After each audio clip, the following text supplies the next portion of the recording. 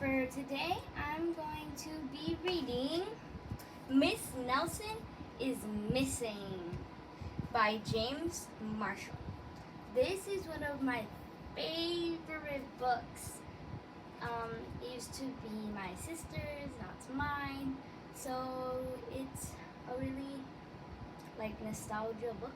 Nostalgia means old memories book. So we're gonna be reading it today.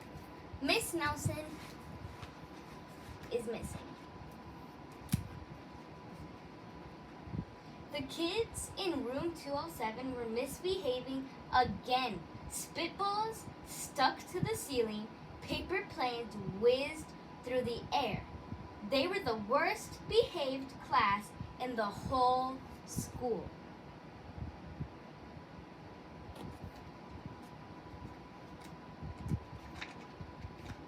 "Now settle down," said Miss Nelson in a sweet voice, but the class would not settle down. They whispered and giggled, they squirmed and made faces.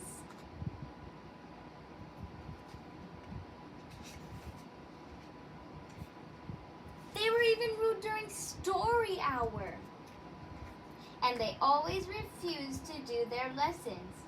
"Something will have to be done," said Miss Nelson. The next morning, Miss Nelson did not come to school.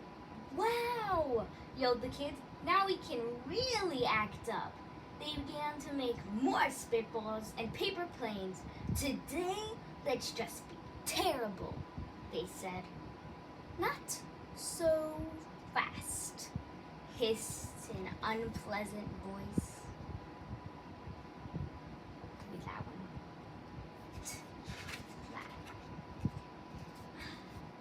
A woman in an ugly black dress stood before them.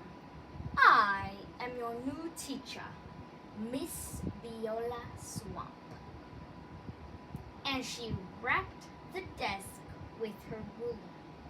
"Where's Miss Nelson?" asked the kids. "Never mind that," snapped Miss Swamp. "Open those arithmetic books." Miss Nelson's kids did as they were told. Look at that. They could see that Miss Swamp was a real witch. She meant business. Right away, she put them to work, and she loaded them down with homework.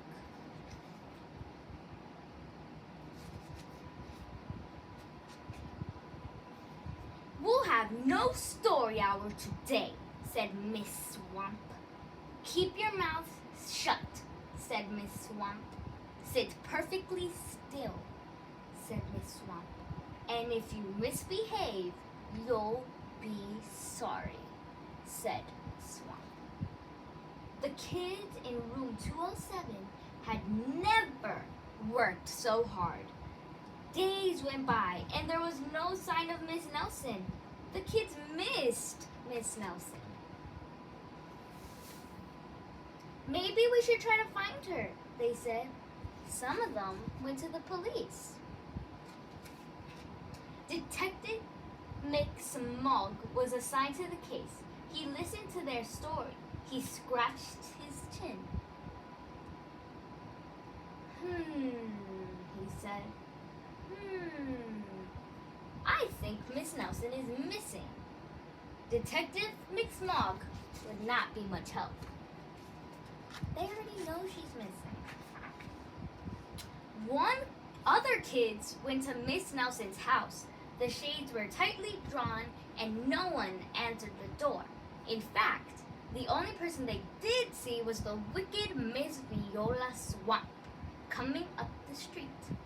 "If she sees us, she'll give us more homework." They got away just in time. So that's Miss Nelson's house, and that's Miss Viola Swamp, and those are the kids running away.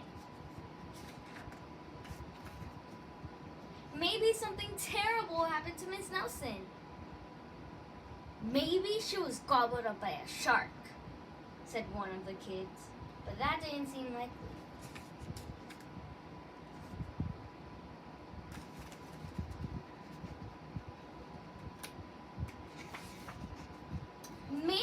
Nelson went to Mars, said another kid. That didn't seem likely either.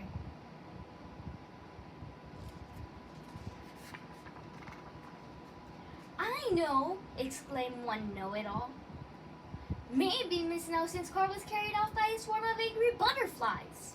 But that was the least likely of all.